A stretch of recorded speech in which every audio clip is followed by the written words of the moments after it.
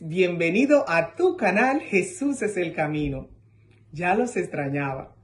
Gracias por unirte conmigo en este proyecto, donde desde comienzo de este año 2025 iniciamos estudiando la Biblia.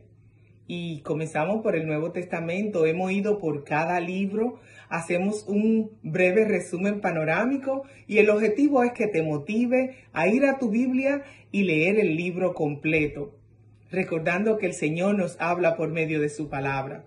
En el video anterior hablamos de Primera de Pedro, un libro escrito por el apóstol Simón Pedro, que caminó con Jesús, que fue testigo de la transfiguración de Jesús y un personaje muy importante en la iglesia primitiva. Y en esta ocasión continuamos con el libro de Segunda de Pedro. Esta segunda carta fue escrita poco antes de su muerte. Fue escrita entre los años 64 y 68 después de Cristo, probablemente en Roma, durante la persecución de Nerón.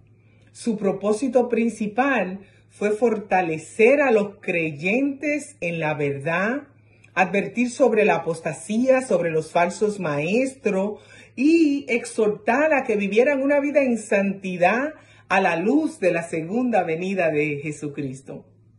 Mis hermanos, a continuación vamos a hacer un breve resumen panorámico. Este libro consta solamente de 3 capítulos. Recordemos que el Señor nos habla por medio de su palabra. Pues en el capítulo 1, aquí el apóstol Pedro, él inicia con un saludo apostólico. Dice, gracia y paz por el conocimiento de Dios. Y continúa en los versículos 3 y 4, diciendo que Dios nos ha dado todo lo necesario para la vida y la piedad. Y continúa en esos versículos 5 y 7, hablando de que añadir a la fe virtud, a la virtud conocimiento, al dominio propio paciencia, a la paciencia piedad, a la piedad afecto fraternal y al afecto fraternal amor. Él dice que estas virtudes nos hacen fructíferos y aseguran nuestra entrada al reino eterno. Pedro desea dejar un recordatorio firme antes de su partida. En los versículos 16 al 18, él da testimonio de la transfiguración. Dice que Cristo no es un mito, que es real.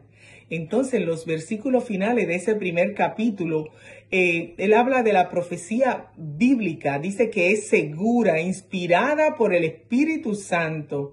El enfoque de este primer capítulo es crecer espiritualmente y aferrarnos a la palabra profética como luz en la oscuridad. Y continuamos con el capítulo 2. En este capítulo, Pedro nos advierte contra los falsos maestros. Él dice en el versículo 1 del capítulo 2, habla de que los falsos maestros introducirán herejías destructoras. Y continúa en los siguientes versículos diciendo que muchos los seguirán, que engañan con palabras fingidas. Y continúa hablando de ejemplo del juicio divino, ángeles caídos y el diluvio, y menciona también a Sodoma. Y en los siguientes versículos, 7 al 9, aquí el apóstol Pedro habla de que Dios sabe librar a los justos, así como libró a Lot, y castiga a los impíos. En los versículos del 10 al 12, Pedro habla de que los falsos son arrogantes, blasfemos y corrompidos. Y continúa hablando de que viven en inmoralidad, codicia y siguen el camino de Balaán. Pedro continúa hablando de que son fuente sin agua, prometen libertad pero esclavizan. Habiendo conocido la verdad, se han apartado y su estado final es peor. Vemos que el enfoque de este capítulo 2 es el peligro de la apostasía, la corrupción doctrinal y un llamado a estar alerta. Gloria a Dios. Y continuamos con el último capítulo de este libro, que es el capítulo 3. Aquí Pedro habla de la venida del Señor y el fin del mundo. Él comienza en los versículos 1 y 2, él recuerda de las palabras proféticas y apostólicas. Continúa hablando de que burladores niegan la segunda venida de Cristo.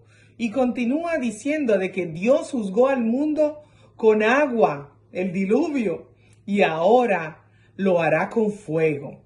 Habla de que el tiempo de Dios no es como el nuestro. Dice que 1000 años para Dios son como un día.